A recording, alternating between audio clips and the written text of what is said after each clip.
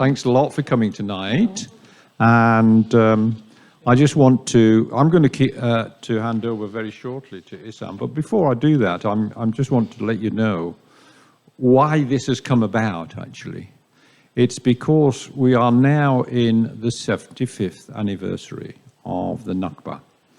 And we anticipated in NPP that this May there would be a huge flux of Hasbara from the State of Israel.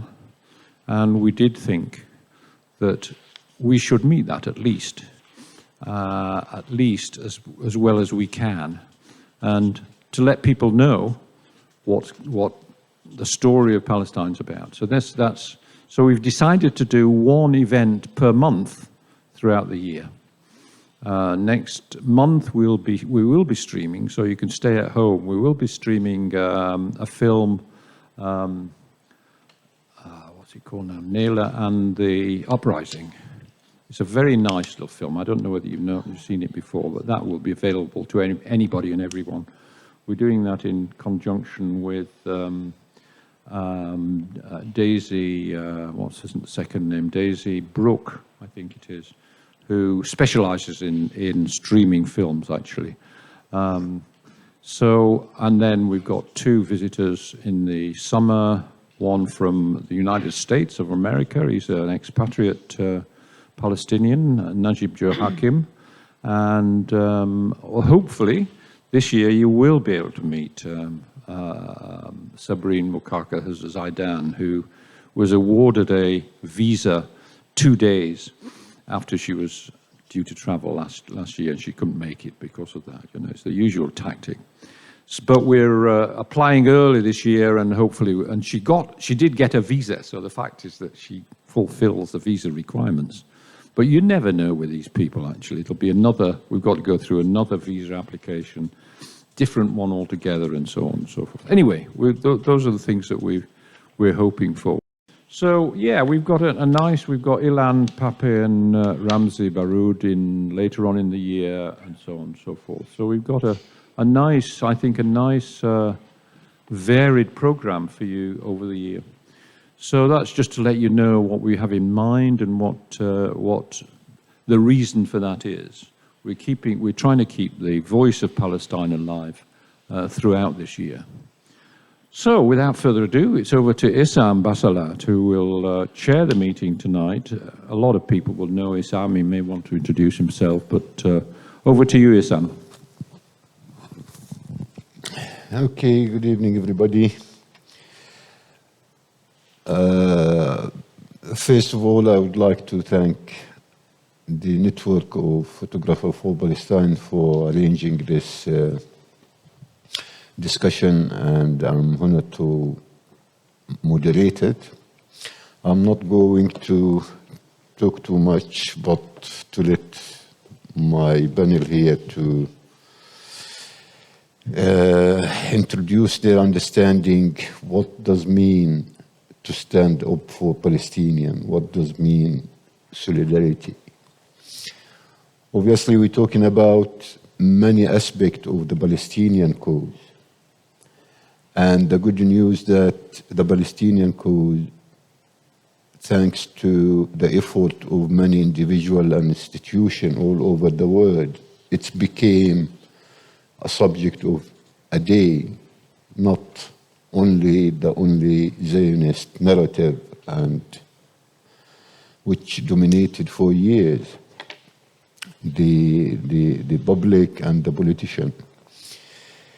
So here we have three very experienced and long-standing supporters of the Palestinian cause.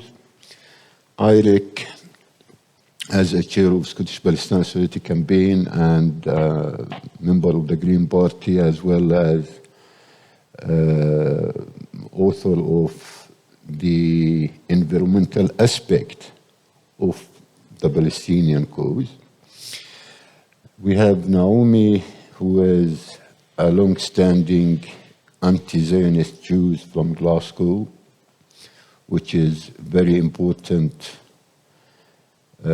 issue. Having said that, the Zionists claiming that they're representing the whole Jews in the world as a whole, which is not true. Never been true, and not true in the past, never today. And we have Mick, obviously Mick, he is a grassroots and organizer and the founder of Scottish Palestine Solidarity Campaign, a long story of not only defining what does mean solidarity for Palestine, but practically putting it in practice. So here we go. I will let you go. Eurig, if you wanted to start. Thank you very much, Issam. Thank you to the Network of Palestinian Photographers for organizing this event, and a particular thank you to Mike Napier for lending me his glasses so I can read my notes, since I broke my glasses on the train on the way here. If I'm doing this, it's because Mike's eyes are not quite the same as mine. Try this as Clear well that if you you both wish. share the same vision. Absolutely. Okay, If you is want to that try this more? as well. They've got a range of glasses here Yeah. to try. No problem.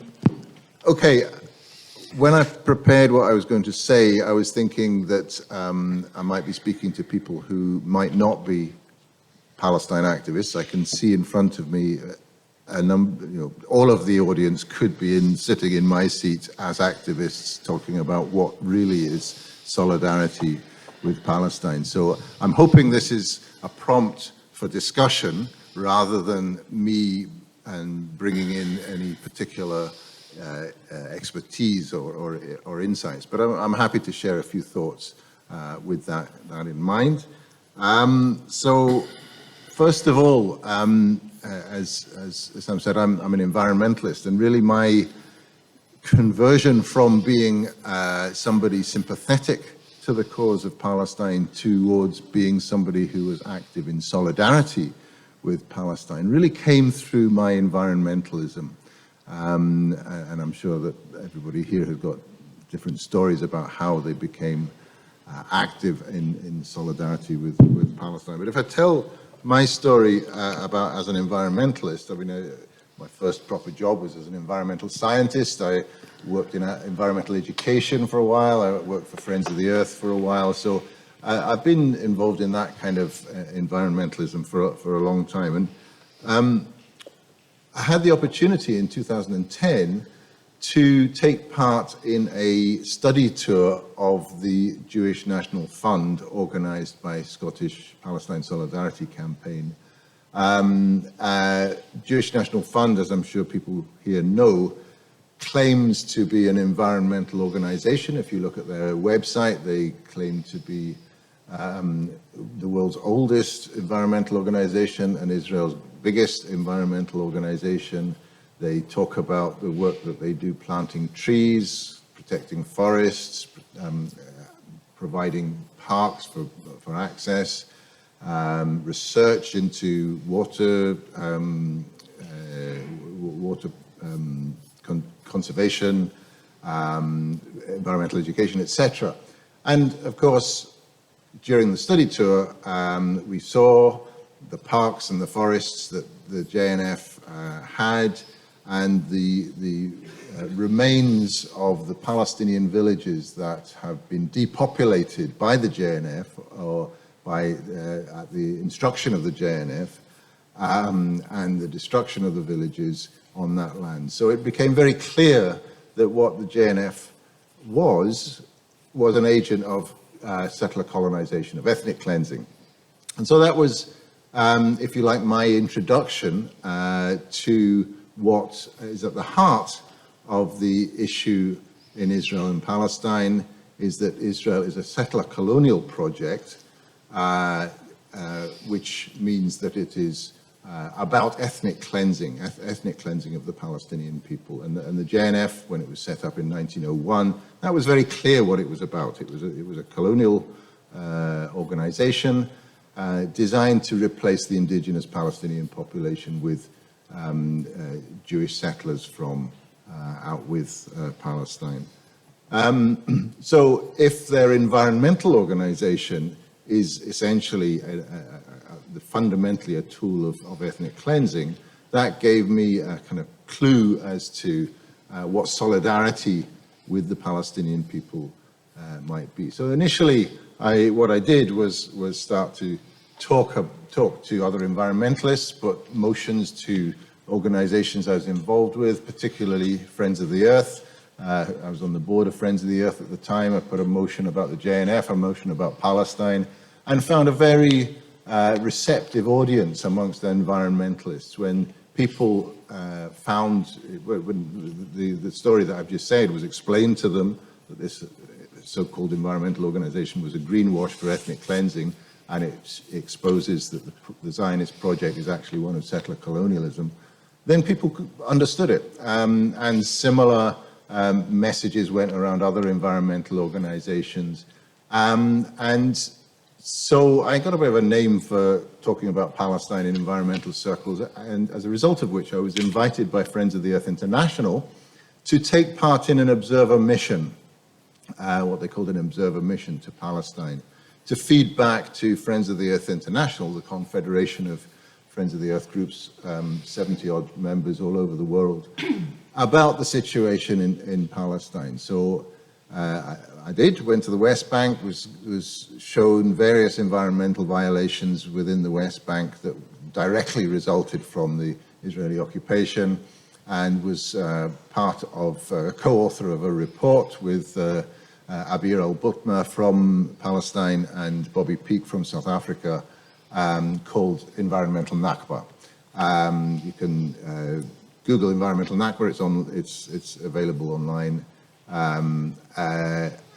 Basically telling the story about how the Israeli occupation was part of using the environment to ethnically cleanse the Palestinians, which is why we called it Environmental Nakba. The Nakba didn't end in 1948, as we all know.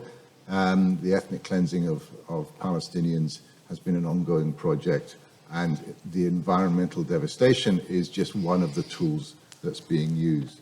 Having written that report, it went into Friends of the International, and it, along with various other things, and I wouldn't want to overstate my part in this, but it was a small contribution to what the expulsion of an organization which was calling itself Friends of the Earth Middle East from the Friends of the Earth International Confederation.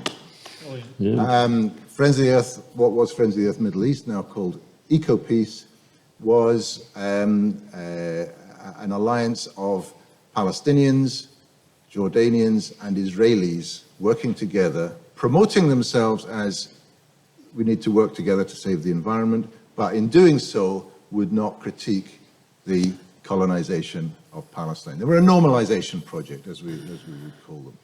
So I suppose in terms of the question about what really is solidarity, is distinguishing between what is genuinely anti-colonial solidarity and what is masquerading support for Palestinian projects in Palestine or the State of Israel, but is actually a form of normalization, distinguishing between whatever comes in the name of peace or in the name of collaboration or whatever, distinguishing between that and what is genuinely anti-colonial, decolonizing project. So that would be my one lesson for what is genuinely solidarity. The second point, I think I don't need to say very much about this to this audience, but BDS. BDS, of course, is the call from Palestinian civil society, what they require of international community to take solidarity, boycott, divest, and sanction, to isolate Israel, to expose the fact that they are in breach of international law. BDS is not really a decolonizing project. It's simply exposing the breaches of international law in terms of the apartheid laws within the State of Israel, in terms of the ongoing colonization, the occupation well beyond what the Geneva Convention permits of the West Bank, including East Jerusalem, the Gaza Strip and the Golan Heights, and the right of return of the refugees. So these are simply where Israel is in breach of international law. But what the Palestinian civil society have asked of the international community is, if the pressure is put on Israel to isolate the state of Israel, it creates an opportunity for Palestinian popular resistance itself to decolonize that territory. Decolonization can't occur in the international community. It can only occur by the Palestinian popular resistance, but they have asked us to support that through BDS. The third point... Can I just let you know that you have 3 minutes left? 3 minutes left. Okay. The third point is, all I was going to say is that from civil society in Palestine to civil society in Scotland, what we do as individuals is one thing, but it's the organizations across civil society that makes it strong. The environmentalists, the church groups, the arts organizations, the trade unions, the cultural organizations, the educational organizations. And that is the third point that I would say about what genuine solidarity, what is really solidarity with Palestine is making it more than just a small group of people like we are quite used to speaking to one another in this room, but make it an exercise of civil society. One final point I just wanted to make, which is added in from yesterday, where SPSC had a talk from Manal Shkaya, who's been doing some work in Masafa Yatta. Many of you will know about Masafa Yatta and what's happening there, and the occupying forces are turning it into a firing zone and evicting the population there, particularly Bedouin population. I had the privilege of visiting Masafa Yatta about 7 or 8 years ago, and what Manal is saying is what the people of Masafa Yatta are asking for now is for internationals to try and get to Masafa Yatta, to stay there for a number of months in order to make it much more difficult for the Israeli occupying forces to evict them. So there's a specific call for some kind of solidarity. So through the networks that we all have, would particularly ask that you look for people who are in a position who might be able to go to the West Bank at fairly short notice, running all the risks of the difficulties of trying to get there at the moment, but in order to stand in solidarity with the people of Masafa Yatta. Okay, thank you very much. Okay, thank you, Eurig. That covers a lot, from the environment to involving actively not only the BDS, but practically going there and see by yourself what's happening there, which is very important. So we'll keep the discussion later for any questions. So just Naomi, please, if you wanted to say a few words for 15 minutes, what solidarity means to you. Well, thanks for inviting me, network of Palestinian photographers. Just to introduce myself, as said, I'm a Scottish anti-Zionist Jew. I'm a member of Scot Jazz and also part of the Jewish Network for Palestine and also Jewish Voice for Peace. So I'm going to talk from a perspective of how Jewish people have this duty within the diaspora to help the world understand that we're not all Zionists, and we never have been. The diaspora has millions of Jewish people who have no interest in one particular homeland. The element of solidarity, solidarity, according to Melanie Kantrovitz, is the political version of love. So the power of love needs to be translated into the political movements that we try to be part of. And I think for the strength to support the Palestinians now has become a time in the 75th year of the Nakba, and with the beginning of the most right-wing, blatantly murderous government of Israel, to see people come together the world over and make statements politically to their representatives the world over. Sorry, just pulling the microphone up. Technical issue. I'm not as well versed as Eurig to speak without reading notes, so I'm going to read what I've got. So ultimately, I see solidarity as meaning the collective action to achieve the stated aims and as I was referring to on a political level. I'm a trade unionist as well. I'm currently, I've been elected now as international officer within my branch, so I'm going to use that position to try and promote every bit of information I can within Unison. And within that context, I actually managed to be part of a delegation that went to Palestine in 2016 with Unison. And there I had 6 days of 4 meetings a day with different organisations, different groups. It was very intense. But after having actually been in Israel as a 17-year-old, when my family thought I could be dispensed of and be a good Zionist, I remembered in that visit in 2016 all the propaganda that I heard when I was 17. And it was quite an eye-opener to me because I had quite a chaotic younger life, so I didn't carry a lot of political knowledge until my life calmed down a bit and I started absorbing political events. And since 2016, the volume of knowledge that I have amassed and also seek much more of is about where did Zionism begin to form itself in terms of operating with impunity, with the level of cruelty that absorbs their minds. Because the Zionist movement, to me, seems to have thrived in cruelty, brutality amongst its own, as well as this drive of hatred that it has to function in order to achieve its colonial settler goals in the land of Palestine.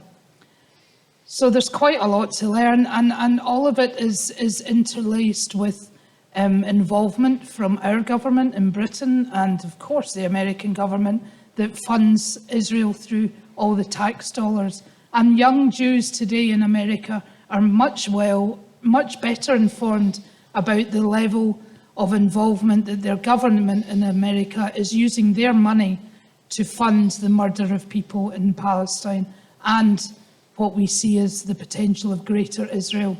So there's no point that I can see where Israel has operated as a defensive nation. It's been an aggressor.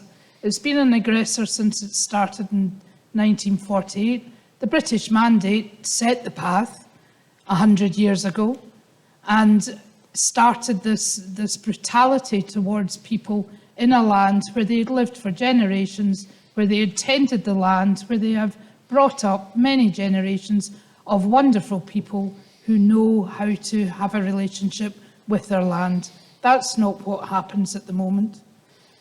The land is governed by machinery, and as Eurig was saying, the environmental Nakba is something I'm becoming more aware of, how they've spread herbicides in order to experiment on how crops can be damaged, and what effect it has on the population as in terms of social control. And the issue that is coming about as a result of the Zionist movement in particular is this confusion and conflation of anti-Semitism with anti-Zionism. Anti-Semitism is a serious issue.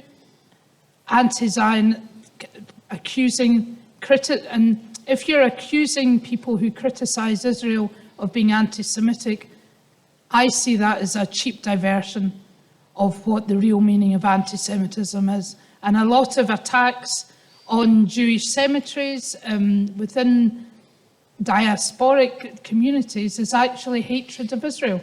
And they're promoting this and they're encouraging this. Anyway, I'm not reading any of my notes. I've gone off, off on a rant.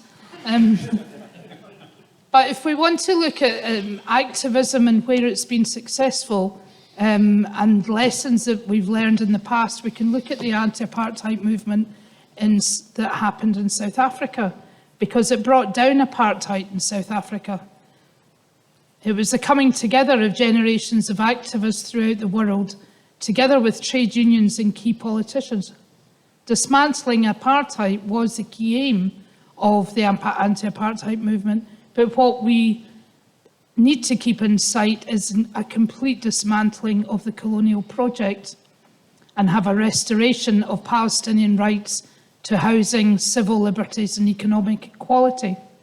The anti-apartheid movement emerged during the post-war era, following the election of the National Party in 1948, the same year that Israel was created, which then brought in laws that enabled the system of apartheid in South Africa and the full segregation of whites and blacks that was effectively a form of white supremacy. It wasn't long before events in South Africa caught the attention of activists around the world, particularly in the UK, during an era that was symbolic of the end of empire and where countries, particularly in Africa, were seeking independence from former colonial powers. This was the backdrop that the anti-apartheid movement emerged from.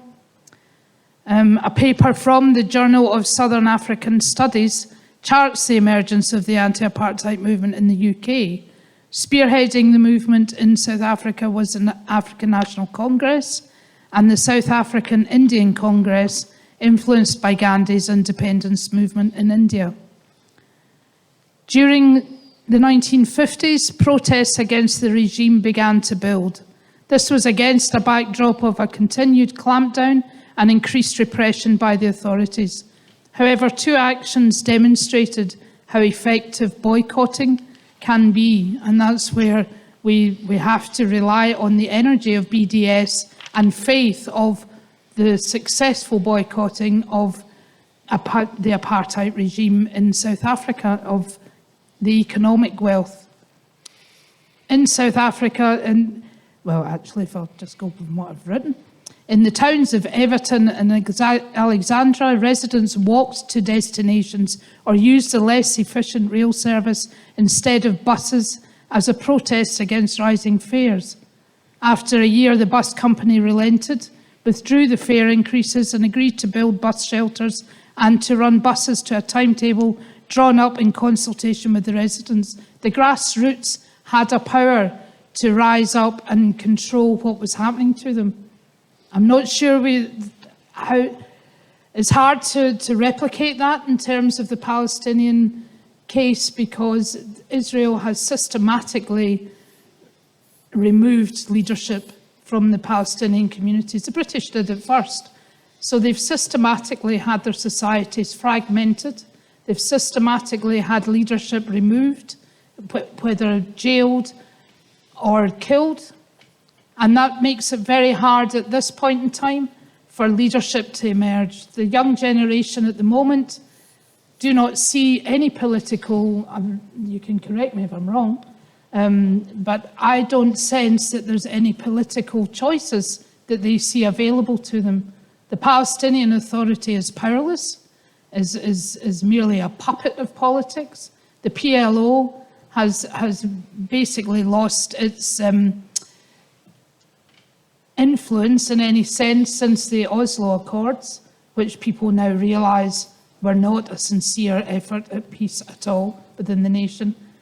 And that sort of brings me on to, how much time have I got left? You got about 3 minutes again. Oh, right. So I think that helps me sort of bring to a conclusion the fact that Zionism is the ultimate deceiver. From the minute the Zionist movement was created, it has spun politics around. It's exported its politics throughout the Western world, and it planted its politics in many political parties throughout the Western imperialist nations. And I think we saw that work so effectively in the removal of Jeremy Corbyn in Britain, because the Zionist movement, aka Margaret Hodge, did not relent for 1 minute. And actually now we're also seeing within Radio 4, only the other day, calling the National Union of Students anti-Semitic. And what a cheek, they don't control what we think. But Margaret Hodge also was alluding to feeling like a child from the Nazi era. There's just ridiculous lies that influence people. And that's part of what the Jewish role in anti-Zionism for me is about spreading the message that Jewish people belong where they're born or where they reside. They're human beings like everybody else. They don't need a nation. They certainly don't need a nation poisoned with hate. And we are Semitic people like the Palestinians are. We're part of the Abrahamic religions, just like Islam is and just like Christianity is. Thank you, Naomi. Thank you, Naomi, very much. Okay, here to Mick, and I think that we are going to listen 15 minutes time, again, to the heart of the subject from your own experience and knowledge. Thanks, Issam. A real pleasure to be at this table with Issam, Eurig and Naomi. I think the key equation I would suggest is that solidarity is only possible if there are two things. One, resistance by the people who are oppressed. If there's no resistance, you can't give solidarity. You can give sympathy, you can give charity, you can give all sorts of things, but no solidarity. Solidarity is always solidarity with resistance. Can't be anything else. And secondly, it rises to a higher level if there's complicity by one's own government and corporations. So I think that mixture of complicity and resistance is what engenders solidarity. I was involved as a Callow youth at Strathclyde University with the Vietnam Solidarity Campaign. And you know something? We won. America killed 3 million Indo-Chinese, invaded the country, despoiled the soil, poisoned it. People are still dying. Children are still born with hideous deformities because of the grotesque crimes, mass murder, extermination, right across the whole land. But an alliance of Vietnamese resistance, American citizens, even American soldiers who started killing their officers, and people around the world, including in Glasgow and Edinburgh and Aberdeen and Dundee, that together defeated American militarism. The target was American militarism. It wasn't American people. The Vietnamese well understood the distinction. The Vietnamese could easily have blown up buildings in America. They chose not to because they understood that there was a dynamic movement in America on their side. There were other people who were not quite on their side but thought America was making a big mistake and wanted empire to behave in a different way. But there was a mass movement in solidarity with the Vietnamese resistance. And we chanted victory to the Viet Cong. We chanted about Ho Chi Minh. There was no holding back. People were 100% with the Vietnamese resistance and against the crimes of the British government, because British governments didn't send troops to Vietnam. They were a bit afraid to do that, but they gave unstinting support to America otherwise. And the chants of hey, hey, LBJ, how many kids did you kill today, resonated around the world. When 30,000 of us marched in London to the US Embassy, ready for very militant action, it frightened the government. The government was very worried. In America, of course, they had to start killing American students in order to defeat the anti-war movement, and they couldn't do that. But even in Britain, the government began to be afraid of the militancy in the colleges and universities and also in the trade unions as well. And it was that fear that was necessary to instill in them with a solidarity movement. It wasn't lobbying. It wasn't going and using fine words to say, Harold Wilson, Prime Minister Wilson, you know what you're doing. You know there's B-52s destroying 100 villages in one raid, burning people by the hundreds. You know that, don't you? Of course he knew it. He's got an intelligence service. But he was bending to American power, and the only thing that would prevent that was he had to realise there was a countervailing power in Britain and in America, a popular power that could defeat that, could actually defeat American militarism. That for me is solidarity. And I carry the lesson of that an alliance between resistance in a colonial country and people in the metropolitan countries like America, Britain, Germany, France, Italy, and so on, that alliance can be successful, can be victorious. How we achieve that is up for grabs. We need to debate, discuss, and find the best way. We need to find the vulnerabilities in our enemies. We need to find the best place to put our energies in order to fight. For Scottish PSC, it's been against the JNF, against the racist Jewish National Fund, and we've managed to drive them from the public sphere in many ways. They no longer do public fundraising. We've taken on their sending cultural troops to the Edinburgh Festival because we thought we could do that. We thought we could win that. It was ambitious, but we could win it.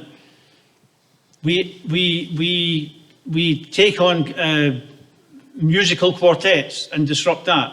You know, we couldn't go to a heavy metal concert and make any impact on that because it's just too noisy. But a delicate musical quartet in Edinburgh, that's actually very vulnerable indeed. We're looking for vulnerabilities, and that's where we put our energy. On the Scottish PSC website, we say we are an extension to the Palestinian struggle for freedom. We see we're in the same trenches. And you know, it's not just moral outrage.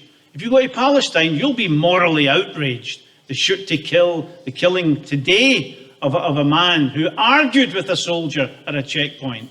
Right now, arguing gets you shot dead. There's A to Z of criminality and horror that we could talk about. But moral outrage doesn't carry you over the finishing line. I think it's important to realise that we face the same enemy. The enemy that wants to, and Starmer I heard on the radio coming here, the enemy that wants to privatise the health service, the enemy that wants to push refugees back into the Channel, Suella Braverman, challenged by a Holocaust survivor yesterday, who said, this is my experience repeated in the Channel today, and Braverman doubled down and said, you know, basically, to hell with you, I don't care, I'm going to carry on doing it. To know that your enemy, the people who mean you harm here in Britain, are the people who mean the Palestinians great harm as well. I think that is to see a basis for solidarity in terms of joint interest. That when we fight for the Palestinian people, we're fighting against militarism. When Palestine Action go on the roof of arms companies and tackle them and try and shut them down and then go to court and win and win and win, they are fighting companies in Britain at Crewe Toll and elsewhere who send weapons to people to murder. It's like Murder Incorporated.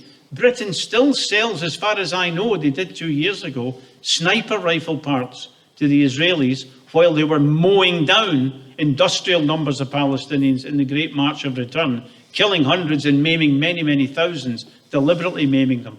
So I think solidarity is very much a struggle for victory. It's not bearing witness. It's not wanting to be clean and nice. It's saying that we have a duty and also a responsibility, but also it's in our interest to clean up our society, to clean up a society with Suella Braverman, with Starmer and others who support militarism, who support ethnic cleansing, not just in Palestine, but in the Indian Ocean as well, where Britain is still involved in ethnic cleansing, or the detritus of ethnic cleansing.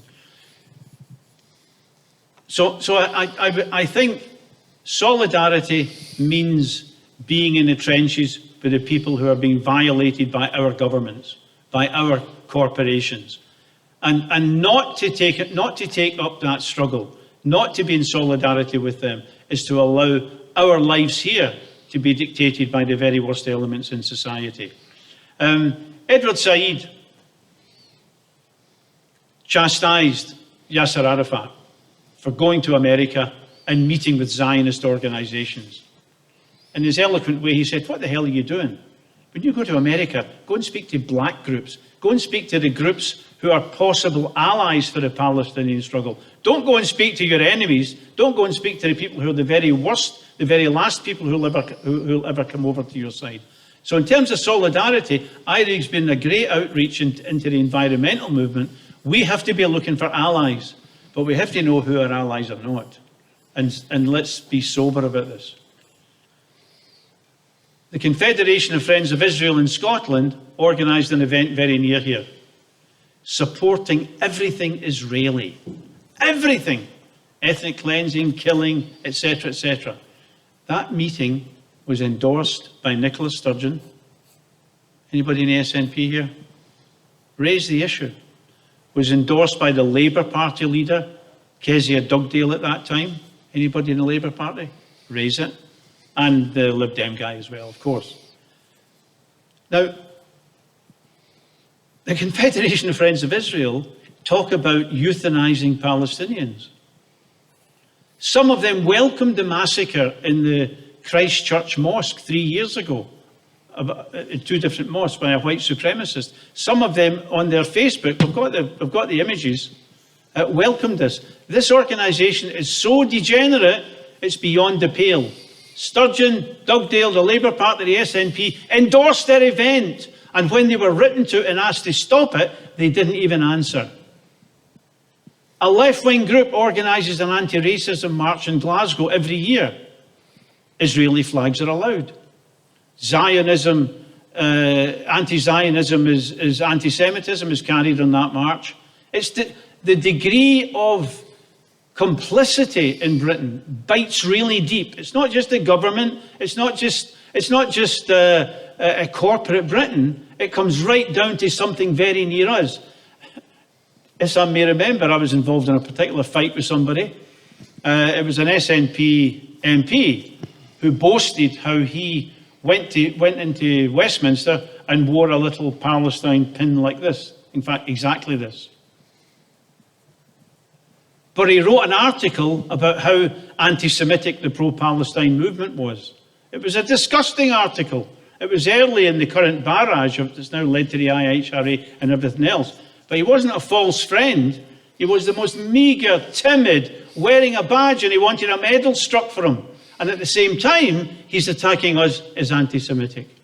So just what Eurig said earlier, we have to evaluate who are our allies, where can we build alliances, where can we reach out to people who really want to fight, who really want to campaign, and you fight in many different ways, right? I don't mean we all have to be cut from the same cloth, nothing like it. But we have to reach out for allies and know where our allies are not. You're never going to get endorsement for the Board of Trade. You will get support from trade unions. That support needs to be stronger, more active and more focused, but you will get support.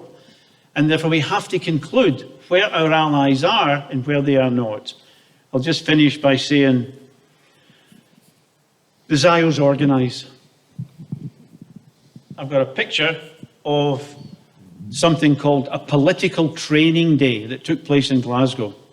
And in the political training day, you see the photographs, people from the Israeli embassy, a diplomat, Confederation of Friends of Israel, the Scottish Council of Jewish Communities. They work together. The Scottish Council of Jewish Communities presents itself as a community body, and it does that, and there's some aspects of it that are actually true, but it's an unremittingly Zionist organisation which works together with other Zionist organisations to push an Israeli agenda and to smear everybody in this room and ourselves as anti-Semites.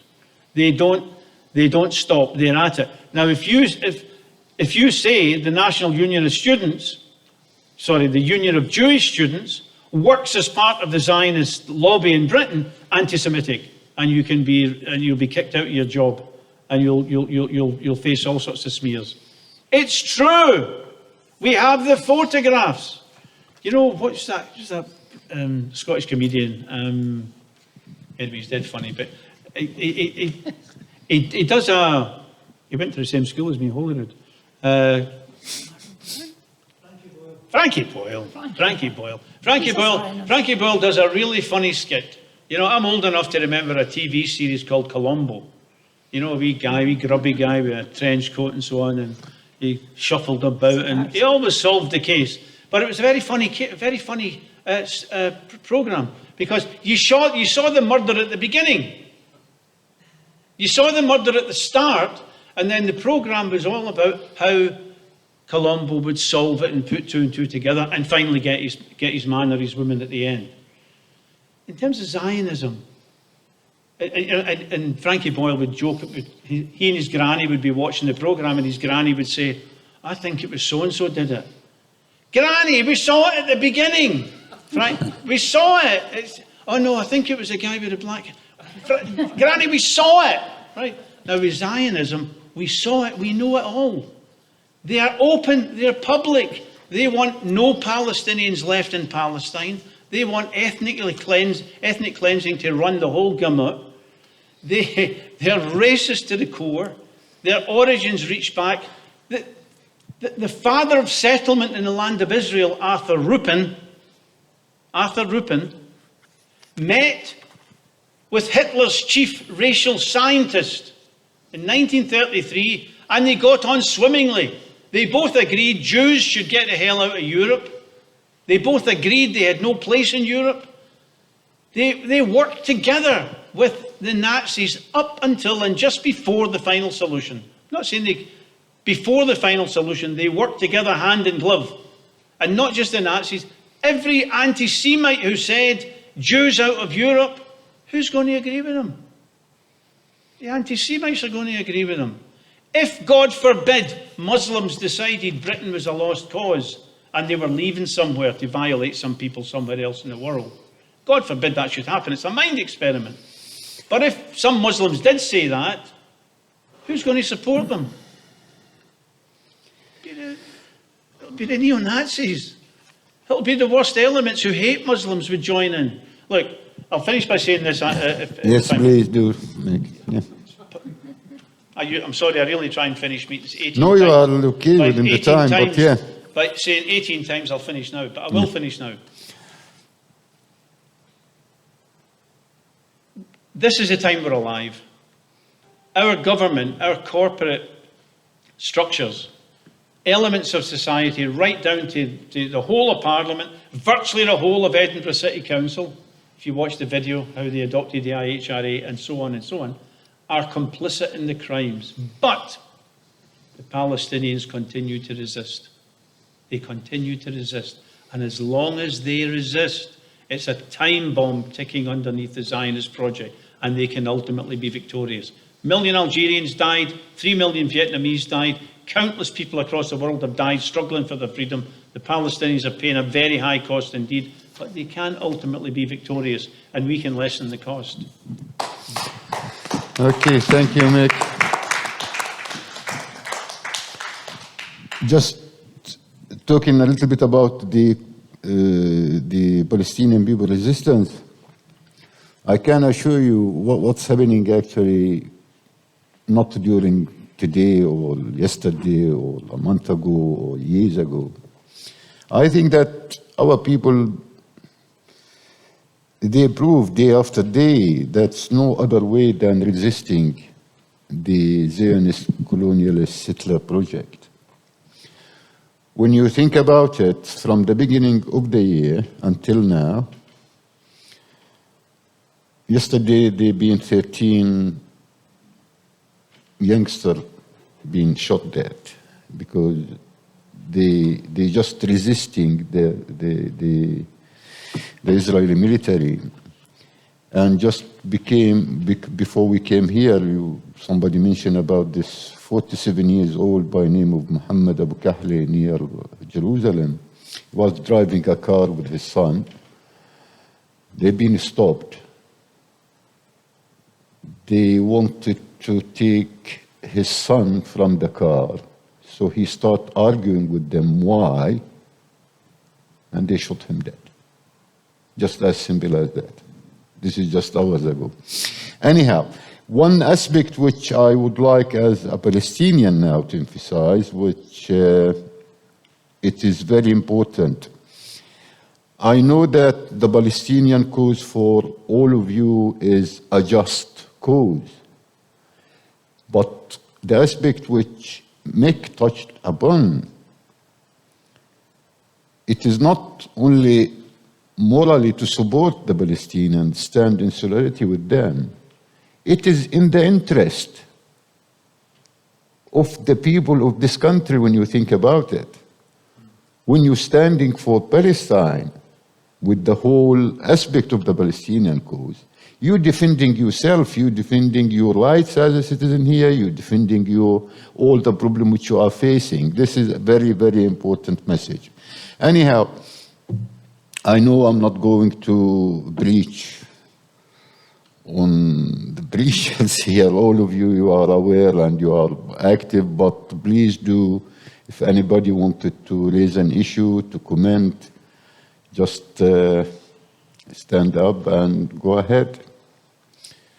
Yes, please. At the end there. Hi, my name is Peter Gregson. I suppose there's something that a lot of people are involved in the UK that folk don't talk about much, which is the twinning network. The British-Palestine Friendship and Twinning Network is acting in solidarity in a different way by directly relating to Palestinians in cities and towns through a sort of friendship network. And there's 44 such groups in the UK. The one in Dundee is probably the oldest. It's been going since 1980.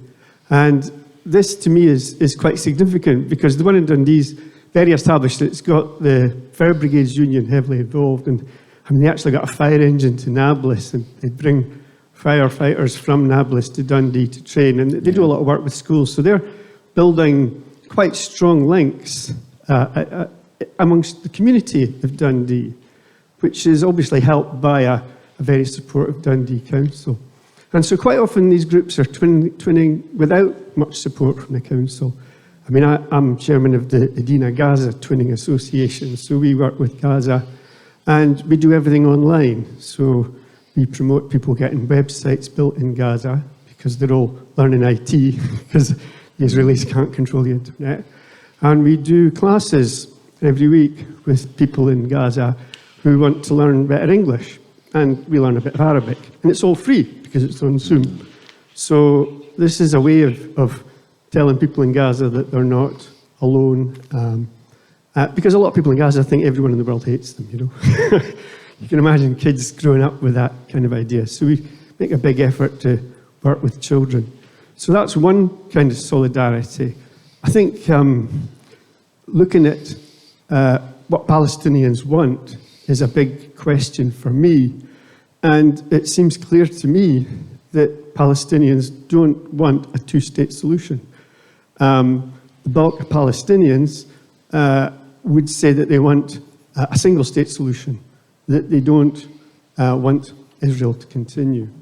Now, this is something that we in Britain kind of shy away from because we have a Parliament, Westminster, and all the main political parties, they all say two-state, two states, two-state. But the Palestinians are recognising that there will never be a two-state because Israel will never actually allow it. You know, whatever happened with Oslo is never going to happen. So this move towards a single state is something that a lot of people are beginning to embrace. And I think, you know, if we're in solidarity, we should be embracing what the Palestinians want. Just to take it a bit further, I mean, the Palestinians elected Hamas as their representatives in 2006, which we in the West have described as a terrorist organisation. But these are the agents that the Palestinians voted for.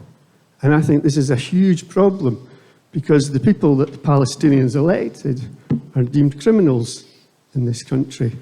So there's a lot more solidarity than just saying, let's help the Palestinians. I think you need to embrace what the Palestinians want. And I'd be interested to know what, if you people agreed. Okay, Sorry. Thank you, thank you. Probably I just needed to comment on a very important issue. Obviously, Dundee Nablus twinning project is one of the most successful twinning projects in this country. I'm aware of that. But about the last point of what the Palestinian want, me personally, I was been discussing this particular point with many solidarity groups all over the places.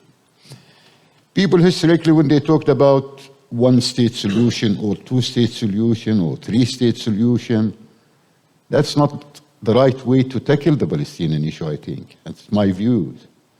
I think what we ask the different solidarity campaigners and organizations, Friends, promote the basic recognized internationally rights of the Palestinian people. Freedom, occupation, self-determination, and the right of the refugee to return. This is the main core of the Palestinian cause, not the one-state or two-state solution.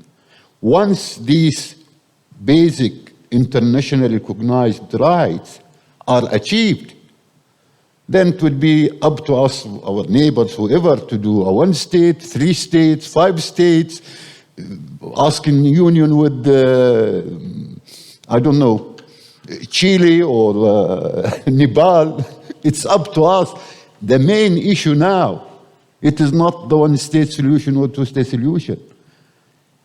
It is about the, again, internationally recognized national rights of the Palestinian people, which is denied. Actually, this is what it's all about. Anyhow, I will leave it to the panel to comment on that later. If anybody wanted to intervene again, any discussion or any aspects? Yes, please. Thank you. Mike Miniter, I'm with Edinburgh Action for Palestine and the Iona community. I think when we think about Palestinians' own actions, then what was said to me as recently as October was that living there is resistance, so that we needn't look for dramatic action from Palestinians, but look for continuing existence, I would suggest.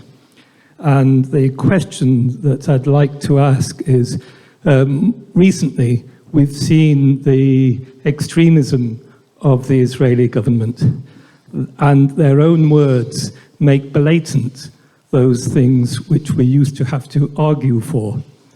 So how do we capitalize on that? I mean, to us, it was obvious, but now we quote Netanyahu, we quote Smotrich.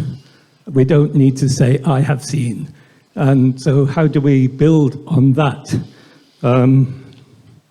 And I would have been wondering for quite a while whether we should be pushing the notion of anti-Palestinianism far harder in the way in which anti-Semitism has been weaponized.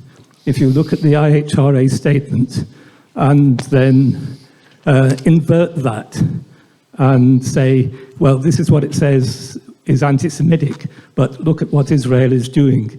Not quite sure about the logic of that, but the key thing for me, key suggestion would be that anti-Palestinianism is something that we can name far more strongly than we have. And how do we do that? And how do we capitalize on that? Or do you agree? Thank you. Anybody else? Yes, please. Hi, everyone. My name is Manal. I'm from Palestine. I'm not sure if you already talked about this or not because I arrived late. But I want to talk about Masafir Yatta. Masafir Yatta is located in the south of the West Bank.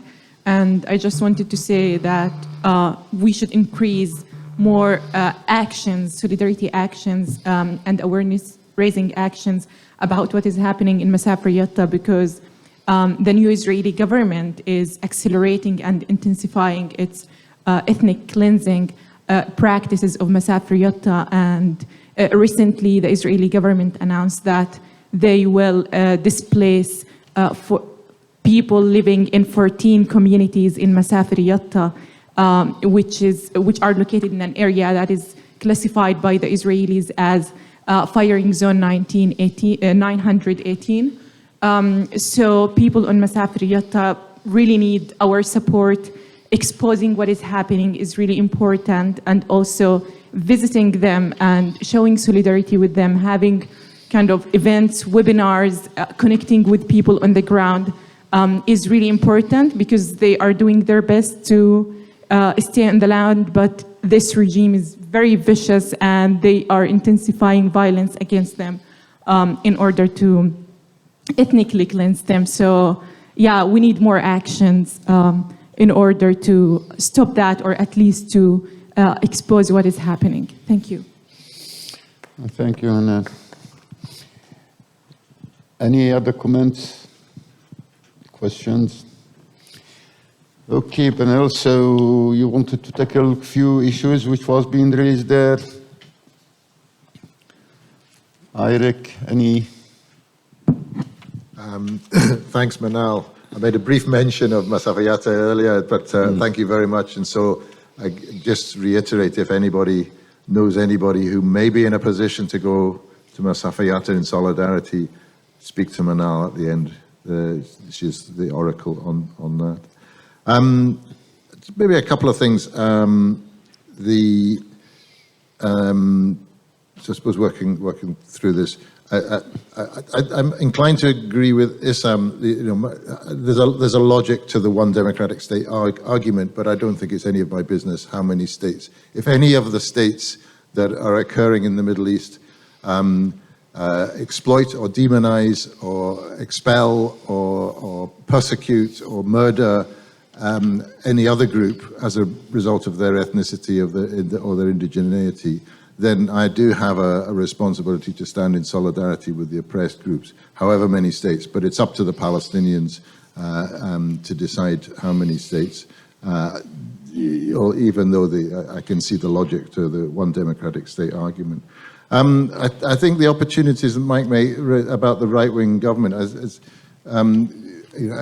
you rightly say, most of us are saying, well, yeah, how much change is it? Netanyahu was hardly a kind of soft liberal before he went into coalition with the ultra-fascists. But what is happening is that it's reaching a wider audience. Even the BBC are covering sometimes issues in Palestine without simply reading out the script that the Israeli government press release has given them. So it has become so outrageous, so explicit with this right-wing government that there are opportunities that we maybe have to reach wider audiences. I think, just kind of going back to some of the points that Mick was making about the Zionist movement organizing in Scotland and in the UK. The three issues that I raised at the beginning, the one about what is genuine decolonizing solidarity, BDS, and civil society, that's exactly what the Zionists are doing. They say, how do we obfuscate genuine solidarity, decolonizing society? We set up all these normalization projects. We set up these, we talk about peace between the Israelis and Palestinians. We talk about joint ventures. We talk about the recent Friends of Roots UK initiative that was supposed to be speaking in the Scottish Parliament before we got rid of them, saying, well, there are two different visions about the West Bank, Jews think that they belong there, and Palestinians think they belong. Let's just talk to one another. This kind of nonsense is rightly to be challenged, but that's exactly what the Zionists are doing. That's what they're doing. They're saying, let's set up little projects like that make it look as if we want to talk peace, but actually what we want to do is to reinforce oppression. BDS, they're frightened of it, the Zionists. So that's why all this anti-Semitism is being thrown at solidarity activists. BDS is working. That demonstrates it's working because of that. But that's what the Zionists are doing. And, a group of hardcore Zionists in Scotland wouldn't be any bigger group than this. They would have deeper pockets, I think, than we have. But the size of the hardcore Zionists is not great. But they are doing the kind of things that we should be doing, strategizing, moving throughout civil society, infiltrating anti-racist groups, making churches afraid of saying, yes, we support BDS, making trade unions more timid than they should be. So that's what the Zionists are doing. We need to take on the Zionists, and we need to stand up for solidarity. Right. Yep, there's not much I can disagree with there. The the punishments that are coming out to the Palestinian Authority for even daring to raise their argument about the new government is pretty punitive. 39 million have been removed from their budget, or is it billion? Economically, they're going to be driven into a very difficult position. Hamas, in response to Pete's point, I'm not sure when the last election was allowed amongst Palestinians, so I don't know how anybody... 2006. 2006. Yep. So we're not in a position to really understand what the Palestinians want politically, because they've not had the opportunity to express anything in a political sense. I think I was meant to end on a kind of hopeful note from the Jewish Network for Palestine. And do you mind if I read this out? Because Yes, carry on. Is that okay? Go ahead. You will get the microphone now. It's okay. So the Jewish Network for Palestine have set up the Convivienza Alliance, which was launched on May the 8th last year. And part of their press release is this. It's a new initiative to help bring a just peace in the Middle East, which was launched invoking the periods of mutual coexistence which have been enjoyed by the three Abrahamic faiths in medieval Spain and the Ottoman Empire. I don't know if anybody's heard of this, have you? I was encouraged to finish in this because it's apparently a ray of hope and a ray of light to end what is a very difficult discussion. Convivienza is a cross-faith international initiative for a just peace in the Middle East that seeks to substitute the current militarized solutions based in racist oppression, brute force, denial of rights, and colonial dispossession, with an approach predicated on shared values and commitment to the Universal Declaration of Human Rights. An academic term proposed by Spanish philologist Americo Castro, Convivienza describes the period of Spanish history from the Muslim conquest of southern Spain in the 8th century to their expulsion alongside Jews from 1492. The period is regarded as a golden age in which the three faiths lived peacefully, cheek by jowl, creating a climate of intellectual and artistic prowess unequaled in the world. The same is true of the Ottoman period from the 14th to the 20th century, in which Palestine provided a safe place for people of all the Abrahamic faiths to live in relative harmony and flourish. They shared common Arab culture and lived in the same neighbourhoods until the advent of political Zionism. Convivienza rejects political Zionism, which it sees as exclusivist Jewish settler colonial project from its inception, intending to expel the Palestinian indigenous population. The Convivienza initiative extends to people of all faiths and none who are committed to these values. Instead of dividing people, this approach unites them in a search for a just peace based on equality for all in Palestine, Israel.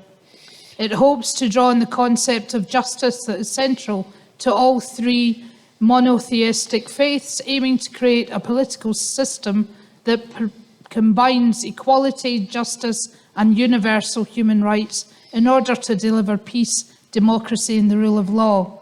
The intention follows the original Palestine Liberation Organization program towards building a shared political community through a process of decolonization beginning with Palestine.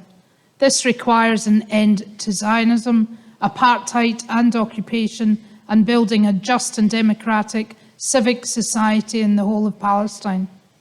Convivienza also rejects prevailing interfaith dialogue that is driven by a Zionist agenda, silencing any discussion of the Palestinian rights.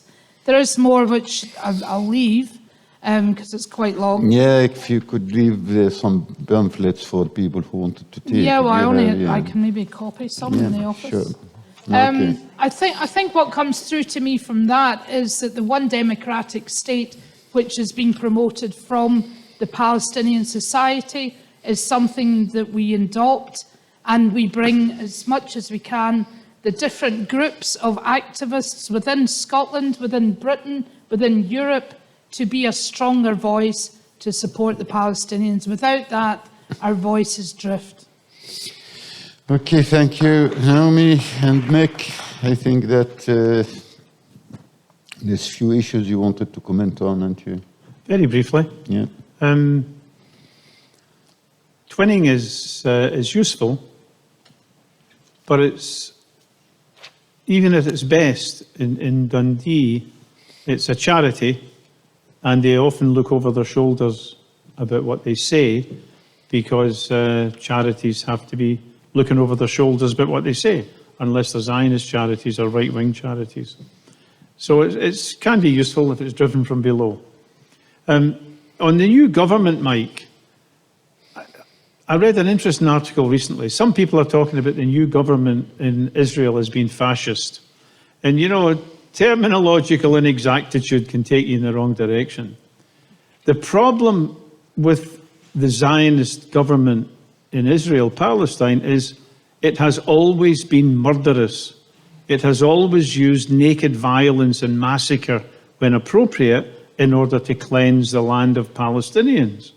So fascism comes in Germany in 1933. They've got a parliamentary democracy, they can demonstrate, there's relative freedom, and then fascism means everybody, you know, people get put in concentration camps, communists, left-wingers, trade unions. Fascism is a crushing of the previous political system and its replacement by something totalitarian.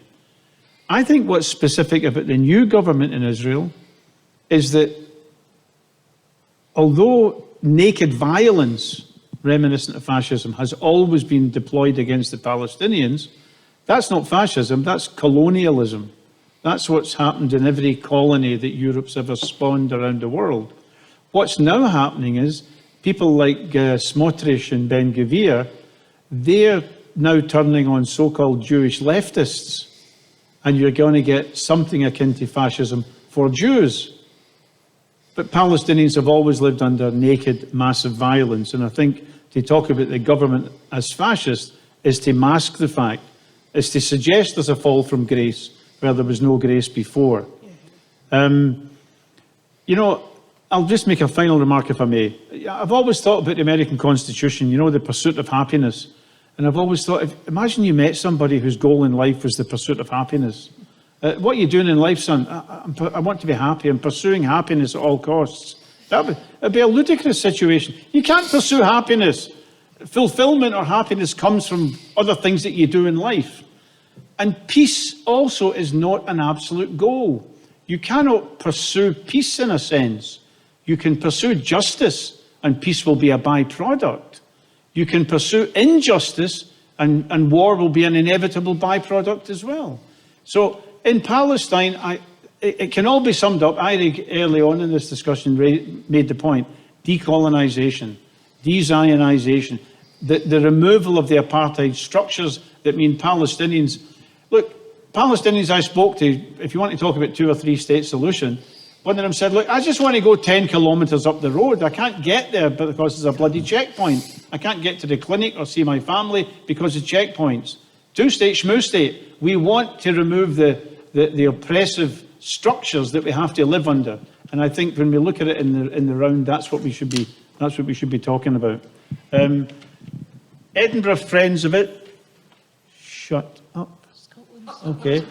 Yeah, it didn't say. I made that up. He's far too polite to say that.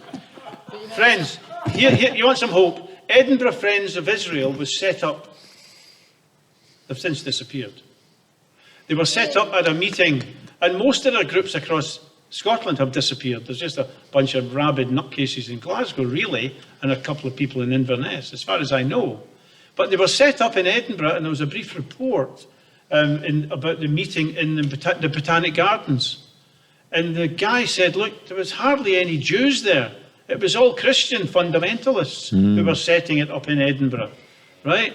Now, that's the report of what happened. It did happen. And And I missed a meeting, maybe Eurig was at it. I missed a meeting, my partner Sophia was at it. And apparently it was a sort of soggy little thing. But there was a Jewish rabbi there, and somebody asked the rabbi, did they have discussions there on Israel? And she said, my God, we couldn't possibly.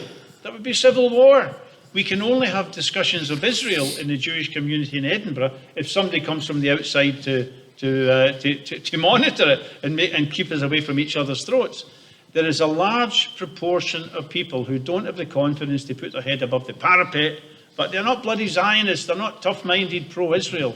This block will break at one stage, right? It will split wide open. The last statistics I saw for a serious opinion poll of British Jews was that there was a very large 40-odd% did not call themselves Zionists. Now, you have to look at these figures very carefully, and you don't want to be too, your specs don't need to be too rose-tinted. But our enemy's not as strong as we think it is. If we can organise, if we can build relations with Palestinians resisting on the ground in Palestine and with the diaspora, if we can amplify the Palestinian voice, which in Scotland's a key task, then I think we can be victorious. But in this business to win, Vietnamese won independence, Algerians won independence, lots of anti-colonial struggles were bloody as hell, but they won independence. We will never know to what extent we can reduce the cost. But the more determined we are, then the more that cost will be reduced by a finite amount. That's just how the world turns. So these are dark times, but let's carry on struggling. Okay, guys. I think that despite a small audience, but I think that we touched on very important aspect of what does mean solidarity with Palestine. It just on last word on the issue of the political solution. I just wanted to mention something. Just usually I do mention it when I'm talking about the political aspect and the solution. Even the people who claiming the two-state solution or three-state solution whatsoever, or even one-state solution, its blood is not the time. It is not on the agenda. It is the way forward. It is combating Zionism as a racist, settler colonialism ideology. That's the whole issue. But nobody put into the Palestinian on the table tomorrow. Okay, here. It is not practically possible to do two-state solution. There's nothing left for the Palestinian to have a state within what so-called two-state solution. So what are you talking about? Either you're naive or purposely you wanted just to avoid standing for the Palestinian right as in a solidarity as was being summarized in all these discussions. So thank you for the panel, thank you the audience, and thanks very Phil. much. Yeah, thanks very much, Issam, and thanks very much for everyone Yeah, for if you want. participating tonight. I just wanted to draw your attention to a little bucket here, which is begging you to put something into it. These things are not run, on air, on thin air. So we'd like a contribution, if you could, tonight. And look out for our next event, which it'll be in kind of mid-February, I think, which is the streamed film Naylor and the Uprising, which I think you'll enjoy. It's a lovely film, actually. Thanks very much. Thank you, Phil, and thank you, everybody.